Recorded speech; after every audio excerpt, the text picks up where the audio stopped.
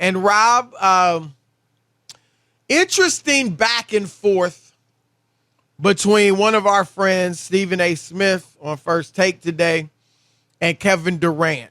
No surprise there, KD will go at whoever. He's gone at me. He's gone at Stephen A. before. He's gone at Nick Wright. He's gone at Skip. He's gone at Shannon. He's gone at random 14-year-olds in their mom's kitchen. He just goes at whoever. And that's fine. And so today, and I mentioned this a bit earlier, Rob, Stephen A., they were talking the same topic you and I were talking about, Steph potentially ruining the game. And Stephen A. Smith said that it was actually Michael Jorden who ruined the game, which I think is ridiculous too. But his point was that, kind of what you were saying about Steph, he was saying about Jordan. Everybody wanted to emulate Mike. They began playing one-on-one. Wasn't as team focused as it had been with Magic Bird, so on and so forth. And Kevin Durant tweets back at Stephen A. My theory, this is Durant, is that guys like Stephen A., Skip, and Shannon Sharp, have changed the game for the worse. Players like Stephen Curry, and Michael Jorden can only push the game forward. So, Rob, I want to go there. And you and I don't shy away from anything. And I want to, he's saying that the debate shows, the heavy opinion shows, whether they be on TV, which you and I both are and have been a part of, or since on the beginning, radio. Since right? Cold Because Pizza. really, you noticed, you said it last segment, you've been covering the NBA since 87.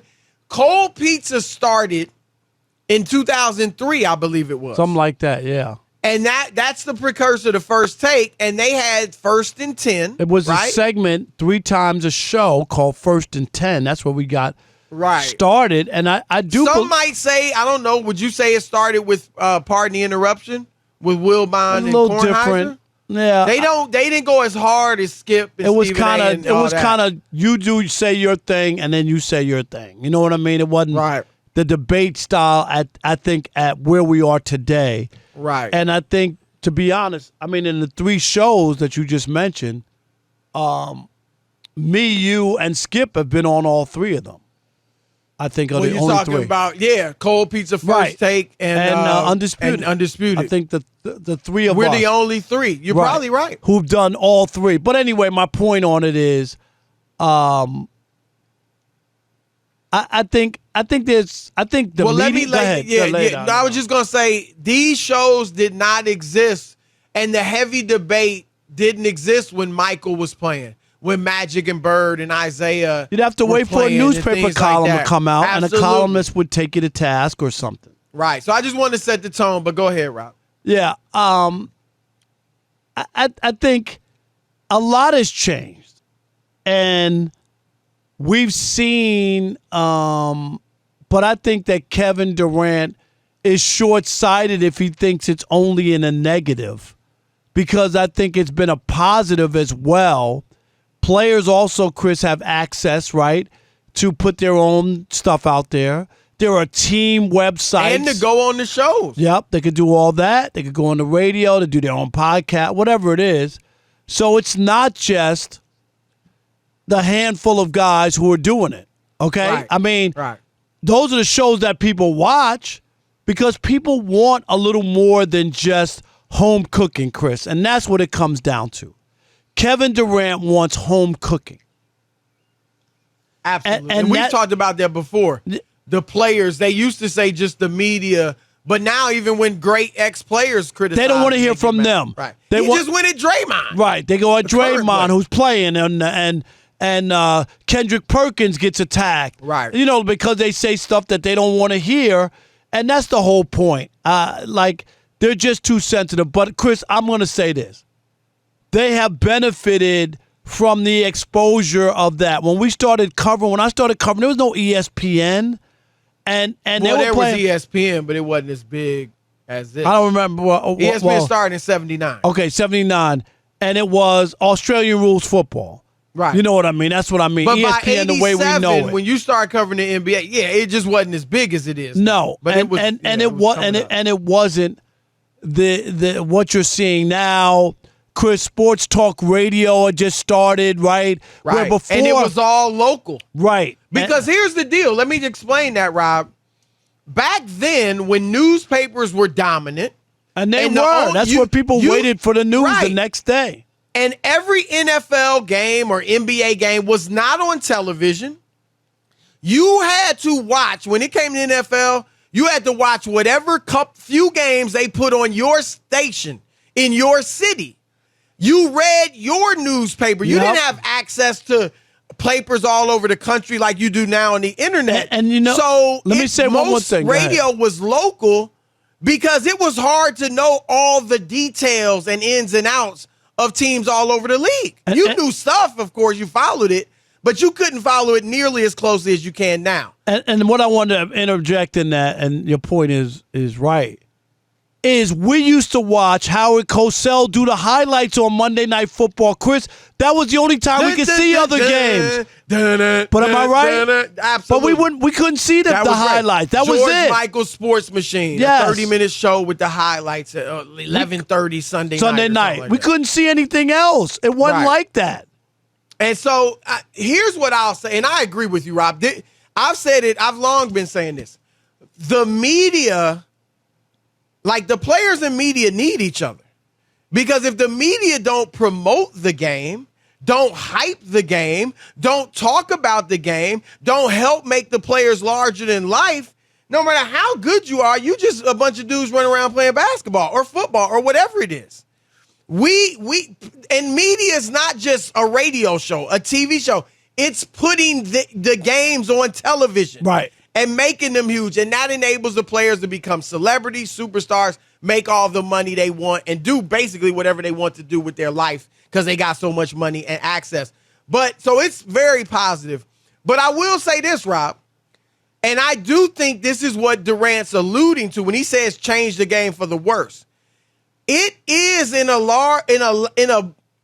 a big way, it's harder on players today because they are more scrutinized than ever. Okay? A Tuesday night game in January in Utah, if Kevin Durant goes 7 for 28 and misses a game-winning shot or potential game-winning shot, it's going to be talked about on all the talk shows the next day. That Jordan didn't have to worry about that. Bird, Magic, Dr. J, they didn't have to worry about that. And Rob, we only really remember, for the most part, the great games that the old heads had. And they were not held to the standard. They may have been locally, like you said, a local columnist may have ripped them. Oh, yeah. But that wasn't national, right? That wasn't on national television. I'm going to point a few things out. Because I guarantee you, if some of these guys, Steph, Jason Tatum, Jaylen Brown, Klay Thompson, whoever, have bad games in these finals, they're going to get killed. But let me tell you about some of the legends. All right, Larry Bird's first finals, Rob, he had 2 8-point games. If Jason Tatum comes out to this series and has, in fact, they were back-to-back, where he shot 3 for 11 in each game, if Jason Tatum does that, he's going to get crushed. Larry Bird in the 87 finals, Rob, against the Lakers, game 6. Closeout game for the Lakers. Bird goes 6 for 16 points. The 88 Eastern Conference Finals when Detroit took him out. Bird, game 6, closeout, 4 for 17. Game 2, 6 for 20, another 6 for 17. And I'm not trying to pick on Bird. Stockton, Rob, in the 98 finals against the Jordan Bulls. Here's Stockton in games 2, 3, 4, 5, and 6. 9 points, 2 points, 7 points, 6 points, 10 points. I know he wasn't a scorer, but 2 points, 6 points. Can you imagine Chris Paul, doing that today. And Isaiah, our man Isaiah Thomas, Isaiah's first finals. Rob, well, 88. He had 2 10-point games and another 13-point game. Well, Chris Paul did do that, but that's another story. Not that bad, but really, it wasn't that bad. And that's my point, is that, and we said it, right? The players don't like the criticism. And the criticism, just like the praise is more than ever, the criticism is too. And I know that wears on the players because they are held every little, you have a bad quarter, people are talking about it. You miss a shot late, people are talking about it. And that's what Durant's alluding to. And I'll admit, that would be a tough thing. That's a tough thing for them to handle because the legends weren't held to this standard. Yeah, but the other part is when Durant wins the back-to-back MVPs and in the finals and they win, he also gets a heap of praise that's unmatched, Chris, that those players never got. They didn't get He's that. He's not on tape delay. Exactly. And you're going to talk about him for the next week. About Kevin Durant and where he is and how he fits in. He's one of the best players in the league, and on and on and on and on. So there is a flip side, is all I'm saying. Absolutely. Is that you do get it when you do well and you get credit. So it ain't a one-way street. No, I'm not buying it. No way. No, but you would admit there's a positive and there's a negative for the player. Sure. But, Rob, I say this, what you and I do every night on our show, what I do on First Things First, what we've done on Undisputed and all that, Skip does and Stephen A., we're just doing in an educated way because we've covered the leagues, right? We're not just coming up here out of nowhere. We covered sports. We've talked to players, coaches, executives, so on and so forth. But we're doing what's been done in the barbershop for decades. It's just the cameras there, what guys will be doing on their couches in their living rooms when they're watching the game tonight or Sunday. You know what I mean? You're talking, and not Rob, it's also what the players do. We're not doing anything differently from what the players do. And, Rob, you and I and others, we have to be held accountable too.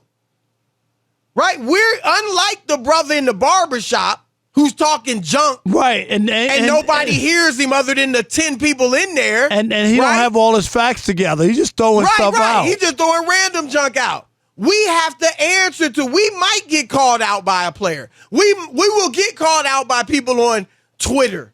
So we deal with it too, not to the extent of a superstar player, but we deal with it. Kwame Brown came after us too. He didn't just go after players. And I don't know, maybe LeBron's not a billionaire without the exposure, Chris, that he also gets. He's not. Right? No, he's not. Not. You know what I'm saying, right? The growth of the game, right. absolutely. That's what I'm. All this grows the game. Right. These shows grow the game too. It's not a negative, and this is the thing that people, even when they have mostly athletes, even like inside the NBA, which does well, but the debate show. Right, it's a great show, and the chemistry and all that. I love the show, but the debate shows have something different. You know what I mean? Like, as much as, Chris, people rip the writers and people cover the game, fans still want to hear what we have to say. Because I don't. Right. They need an objective view. We're not. We don't have a horse in the race. Absolutely. I think that there's something to that. I really do. That people. They don't want that. just a lot of butt kissing and wound licking. Right. You got to tell the truth. Have debate shows on television and radio such as this enhance the sports landscape or been a negative? Your turn to weigh in with Chris and Rob, the Odd Couple. All right, let's kick it off with Van in Virginia Beach. You're on the Odd Couple, Fox Sports Radio. What up, Van? Hey, Rob P. What's up, Brew? How you? And I always got to say, I'm from the Boogie Down Bronx originally. But that's listen, right, the Boogie. All right. Look, I don't want to come off sounding like Draymond Green sounded on his podcast the other day. I'm talking about 100%, but I got to say 100%. You guys are spot on. I mean, I'm an old head. I remember, like you said, if you didn't watch Howard Cosell on Monday Night Football, we never saw any other football games. Right. We did. And the only games I saw in New York were the Giants and the Jets.